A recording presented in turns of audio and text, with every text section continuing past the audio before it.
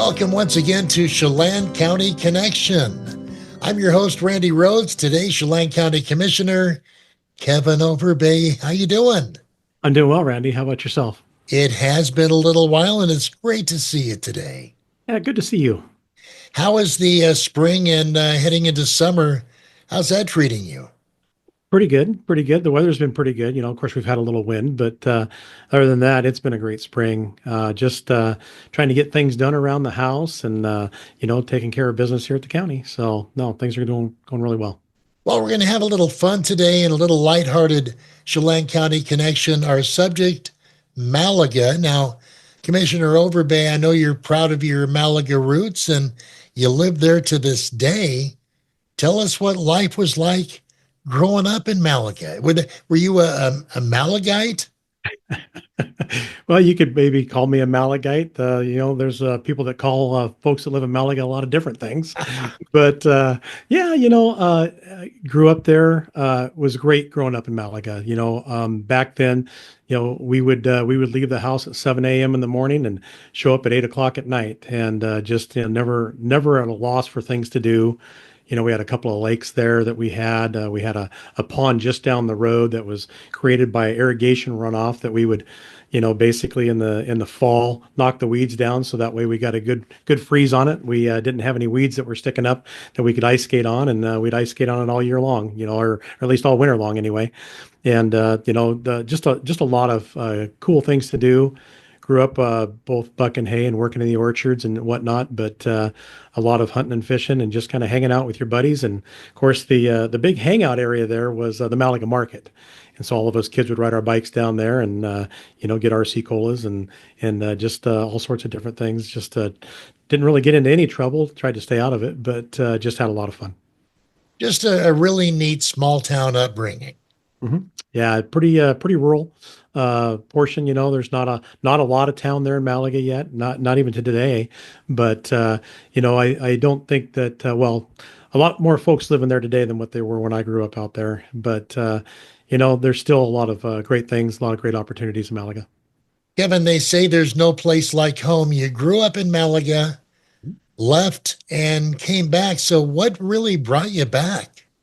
It's funny. My wife and I, when we returned back, I was actually with the patrol, and we came back home in '95. Had left in '86, or actually '87, and we came back. We actually could live about anywhere we wanted to live. We were actually looking at Kashmir, it's a nice small town and whatnot. But Malaga just kind of called to us. My wife grew up at Three Lakes. I married up, as we would say, because I married a Three Lakes girl, being a Malaga kid. But we love the area out there, and had an opportunity, bought some property, and were able to build our house there. Joining us on Chelan County Connection, our Chelan County Commissioner Kevin Overbay. And Kevin, I understand you were the unofficial tour guide of Malaga that, kind of enjoys showing people the southern portion of our county. What are, say, three must-sees when you're in Malaga? Well, I will tell you that Malaga is kind of a vast area. You can think about Malaga as just the downtown store, the Malaga Market and whatnot. But realistically, I'll start on the far south end, out of the Clackamas Wildlife Area. Spring in Clackamas is absolutely gorgeous, with the balsam root and all the lupin and all the different flowers out there. It's a great shrub step area to kind of go hike and see wildlife. So that's just an awesome area to look at. And then as you kind of work your way back in, of course, we've got the Malaga Golf Course. A lot of folks utilize that golf course, and of course the only real restaurant in Malaga is at the golf course. And so if you're out there want to do 18 holes or 9 holes, they used to have foot golf with the soccer balls. I don't know if they still do that or not, but that was kind of a fun adventure. But then as you kind of go up towards the hills, and it's not necessarily what I would say Malaga proper, but you get up kind of on the heights and up around the high lakes, where Lily Lake and Clear Lake and whatnot. Just kind of gorgeous views as you basically take a look. And you can kind of see the view behind me is actually from up those upper hills, kind of taking a look down on the valley. So you can see, especially in the spring, the orchards are all in bloom. It's just absolutely a gorgeous patchwork quilt kind of look with all the different trees and stuff in bloom. Commissioner Overbay, Malaga seems to be the center of really a lot of the county's large commercial developments these days. So let's talk a little bit about that and touch on why Malaga is primed for that kind of growth right now. Absolutely. Yeah. Malaga, it was kind of almost like a best kept secret until it wasn't.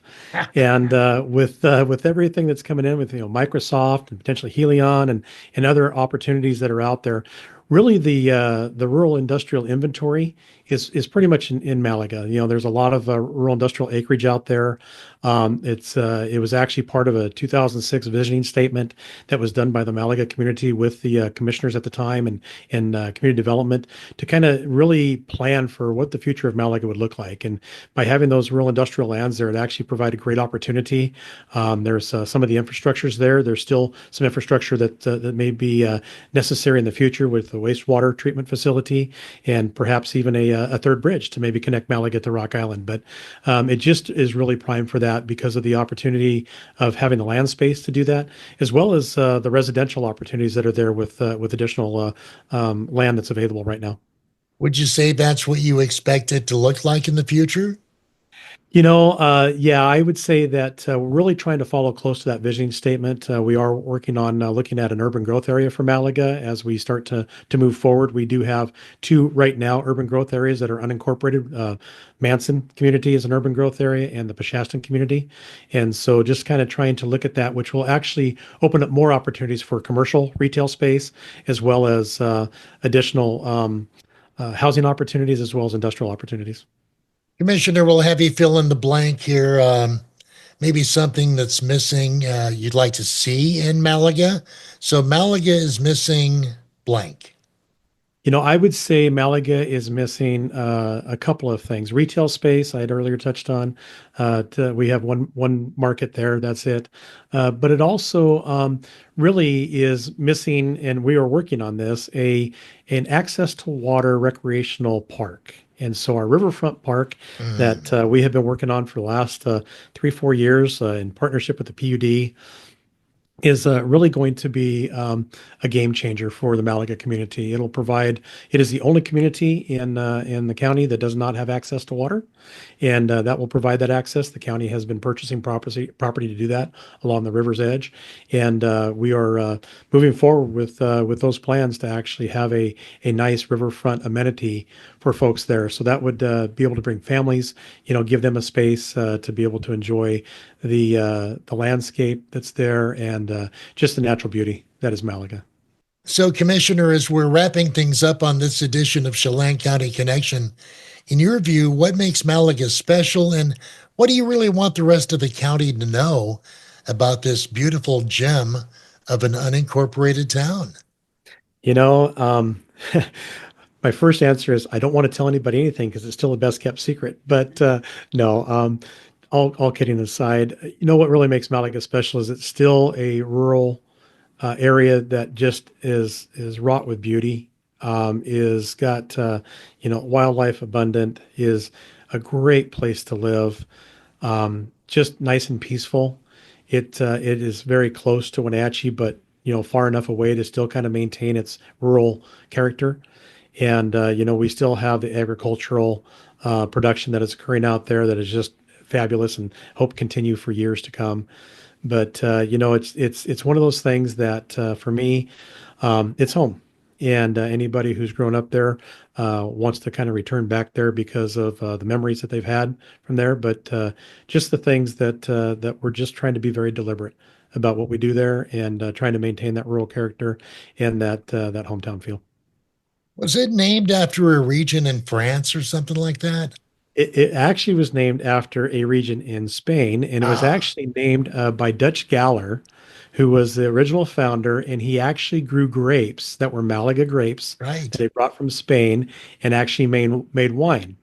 And he would actually sell the wine and give the wine to the railroadmen there. And so they are actually the one that actually put the sign up calling it Malaga, named after the grapes that made the wine that he provided to them. And Ah, actually, the community park that's there right by the store still has some wild grape plants that were originally rooted by Dutch Galler. So if you go out and kind of look along the edge of the hills there, you can still find some wild grapes. well, the unofficial tour guide and the official historian. Kevin Overbay, any final thoughts before we're going to cut you loose over here? I just appreciate you taking the time to kind of talk about my hometown, talk about, introduce Malaga to folks who may not be familiar with it, and just ask folks to, hey, if you want to know what's going on, come on, take a drive out, stop by the store, give them a little bit of business, and if you're looking for a great place to have a meal, stop by the golf course, or do 9 holes while you're out there. So it's just a great place to be. Absolutely. Chelan County Commissioner Kevin Overbay, thanks for your time. Thank you, Randy.